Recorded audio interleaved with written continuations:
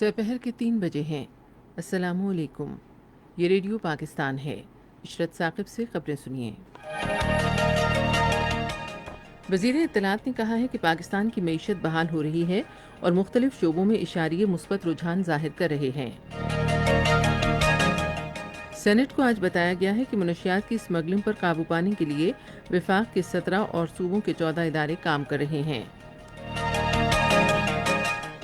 ملک میں گزشتہ 24 گھنٹے کے دوران 700 سے زیادہ افراد میں کرونا وائرس کی تشخیص ہوئی ہے اور مزید 13 افراد جاں بحق ہوئے ہیں۔ پاکستان نے اقوام متحدہ میں کہا ہے کہ بدعنوانی کے خلاف جنگ وزیر اعظم کے ایجنڈے کا مرکزی نقطہ ہے اور اس بات پر زور دیا ہے کہ بدعنوانی کے ذریعے حاصل دولت کے لیے محفوظ پناہ گاہیں نہ ہونے کو یقینی بنایا جائے۔ کینیڈا کی پارلیمان کی ایک رکن نے کہا بھارت کے غیر قانونی زیر قبضہ جموں و کشمیر میں بھارتی مظالم کا سلسلہ بند کرانے پر زور دیا ہے۔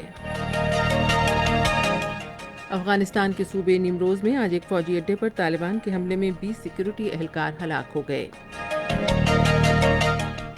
خبریں اب تفصیل کے ساتھ۔ اطلاعات و نشریات کے وزیر شبلی فراز نے کہا ہے کہ پاکستان کی معیشت بحال ہو رہی ہے اور مختلف شعبوں میں اشاریوں کا رجحان مثبت ہے۔ آج اسلام آباد میں نیوز کانفرنس سے خطاب کرتے ہوئے انہوں نے کہا کہ برآمدات بڑھ رہی ہیں، ترسیلات زر ریکارڈ بلند ترین سطح پر ہیں اور تعمیراتی صنعت تیزی سے فروغ پا رہی ہے۔ یہ حکومت اکانومی پہ توجہ دے رہی ہے، اکانومی دوبارہ کھڑی ہو گئی ہے، ایکسپورٹس بڑھ رہی ہیں، کرنٹ اکاؤنٹ پہلی دفعہ تاریخ میں مثبت اس میں آیا ہے، اکانومی میں کنسٹرکشن سیمنٹ کی سیلز ریکارڈ ہیں ہسٹری میں، ترسیلات ریکارڈ سطح پہ ہیں، پاکستان کا اعتماد بحال ہو رہا ہے۔ کوئی پاکستانی ہمارے باہر جو ہمارے دوست ہمارے بھائی بیٹھے ہوئے ہیں وہ عمران خان کی قیادت پہ اس کی ایمانداری پہ بھروسہ کرتے ہیں۔ انشاءاللہ تعالی اس ملک کا مستقبل بڑا روشن ہے۔ شبلی فراز نے کہا کہ ترسیلات زر میں ریکارڈ اضافہ پاکستان تحریک انصاف کی حکومت پر اعتماد کا مظہر ہے۔ انہوں نے کہا کہ ملک پر کئی دہائیوں تک حکمرانی کرنے والوں کو عوام نے مسترد کر دیا ہے۔ انہوں نے کہا کہ ان عناصر کی سیاست ختم ہو گئی ہے اور قومی خزانہ لوٹنے پر ان کی اگلی منزل جیل ہے۔ وفاقی وزیر نے کہا کہ نواز شریف کو لندن سے واپس لانے کے لیے کوششیں جاری ہیں تاکہ وہ اپنے مقدمات کا سامنا کریں اور اپنے اثاثوں کا جواب دیں۔ وفاقی وزیر نے کہا کہ کراچی میں کیپٹن ریٹائرڈ صفدر کی گرفتاری کی ویڈیو فوٹیج سے ظاہر ہوا کہ انہیں پولیس نے باوقار انداز سے حراست میں لیا، جس سے سندھ حکومت اور مریم صفدر کے متضاد بیانات کی قلعی کھل گئی ہے۔ سینٹ کو آج بتایا گیا کہ ایسے کوئی مخصوص راستے نہیں ہیں جو پاکستان کے سرحدی علاقوں میں منشیات کی اسمگلنگ کے لیے استعمال ہوتے ہوں۔ آج اسلام آباد میں وقفہ سوالات کے دوران ایک سوال کے جواب میں پارلیمانی امور کے وزیر مملکت علی محمد خان نے کہا کہ پہاڑی علاقے منشیات کا غیر قانونی کاروبار کرنے والے عناصر کو کم استعمال ہونے والے راستوں کے ذریعے متعدد مواقع فراہم کرتے ہیں۔ انہوں نے کہا کہ ملک میں منشیات کی اسمگلنگ کو روکنے کے لیے 17 وفاقی اور 14 صوبائی ادارے کام کر رہے ہیں۔ انہوں نے کہا کہ انسداد منشیات فورس کے خفیہ نیٹ ورک کو منشیات اسمگلروں کی تلاش اور انہیں پکڑنے کے لیے کئی شہروں کے اندر توسیع دی گئی ہے۔ ایف ایم ریڈیو 101 پر انسداد منشیات فورس کے لیے سپہر 3 سے 4 بجے کا وقت مختص کیا گیا ہے، جہاں عوام کو منشیات اور اس کے سنگین اثرات کے بارے میں آگاہی دی جا رہی ہے۔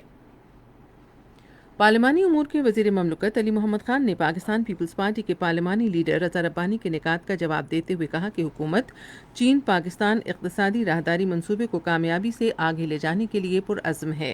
انہوں نے کہا کہ چین پاکستان اقتصادی راہداری نہ صرف پاکستان بلکہ پورے خطے کے لیے بھی تقدیر بدلنے کا حامل ایک منصوبہ ہے۔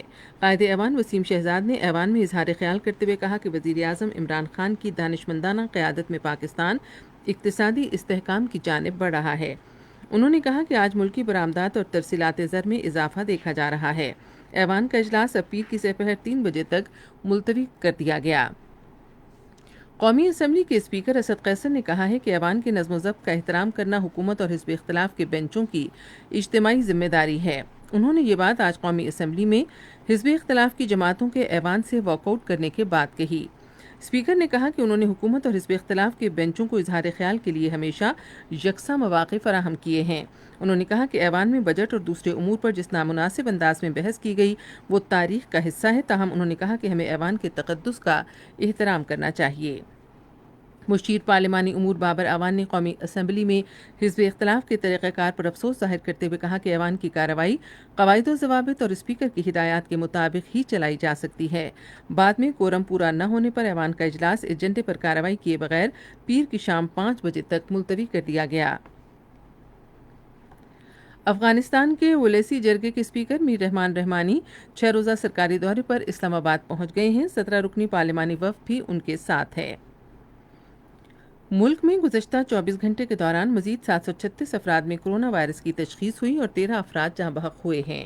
تازہ ترین اعداد و شمار کے مطابق اس عرصے کے دوران 27,050 کورونا ٹیسٹ کیے گئے۔ ملک میں اب تک 3,09,646 افراد صحتیاب ہوئے ہیں، جبکہ 9,855 مریض زیر علاج ہیں۔ یہ خبریں آپ ریڈیو پاکستان سے سن رہے ہیں۔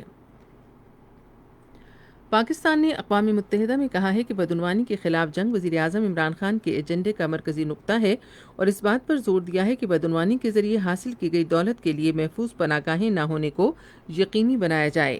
جنرل اسمبلی کی 6 کمیٹی سے خطاب میں اقوام متحدہ میں پاکستانی مشن کے کونسلر سعد احمد وڑائچ نے کہا کہ نئے پاکستان کی بنیاد احتساب کلچر کے فروغ اور بدعنوانی کے خلاف کسی قسم کی رعایت نہ دینے کے عزم پر رکھی گئی ہے۔ انہوں نے کہا کہ ان کی حکومت کو اس بات کا ادراک ہے کہ قانون کی حکمرانی، غربت کے خاتمے، سماجی اور معاشی عدم مساوات سے نمٹنے اور سب کے لیے خصوصی اور پائیدار ترقی کے حصول کے لیے بدعنوانی سے پاک پاکستان کا قیام ناگزیر ہے۔ ضلع چارسدہ میں آج صبح تلاشی کی کارروائی کے دوران 4 مفروروں سمیت 68 مشتبہ افراد کو گرفتار کر لیا گیا۔ ان افراد کے قبضے سے اسلحہ اور بارود اور حشیش بھی برآمد ہوئی ہے۔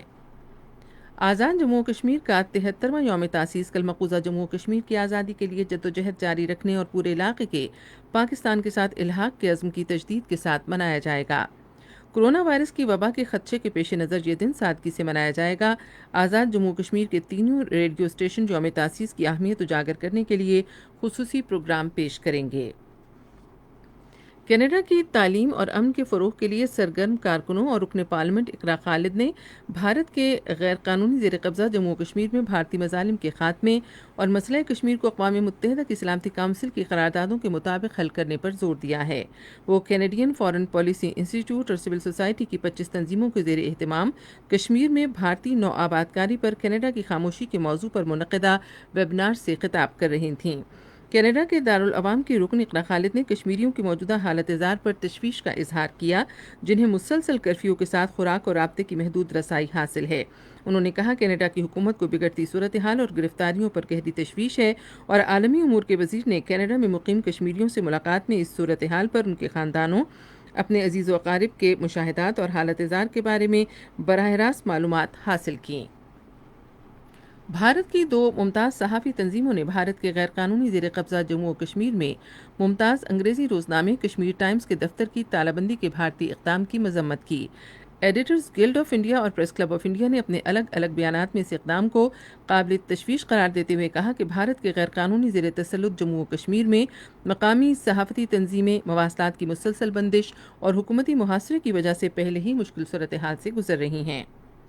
چین کے صدر شی جن پنگ نے کہا ہے کہ چین اپنی خود مختاری سلامتی اور ترقیاتی مفادات کو کبھی پامال نہیں ہونے دے گا۔ جزیرہ نما کوریا میں چینی فوج کی تعیناتی کے 70 سال مکمل ہونے پر خطاب میں انہوں نے کہا یک طرفہ اقدامات، اجارہ داری اور غنڈہ گردی صرف تباہی کی طرف لے جائے گی۔ اقوام متحدہ کے سیکرٹری جنرل انتونیو گوتریز نے عالمی یکجہتی کے فروغ کے لیے ثقافت میں سرمایہ کاری پر زور دیا ہے۔ نیو یارک میں اقوام متحدہ کے ہیڈ کوارٹرز میں ایک تقریب کے دوران اظہار خیال کرتے ہوئے انہوں نے معاشروں کی ترقی میں فنون اور ثقافت کی اہمیت پر زور دیا۔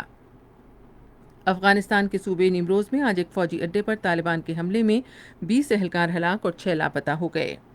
شام کے صوبے حلب میں امریکہ کے ڈرون حملے میں 15 افراد ہلاک ہو گئے ہیں۔ حملے میں باغی کمانڈروں کے اجلاس کو نشانہ بنایا گیا تھا۔ اور اب موسم کی صورتحال کے لیے محکمہ موسمیات کے نمائندے کی رپورٹ۔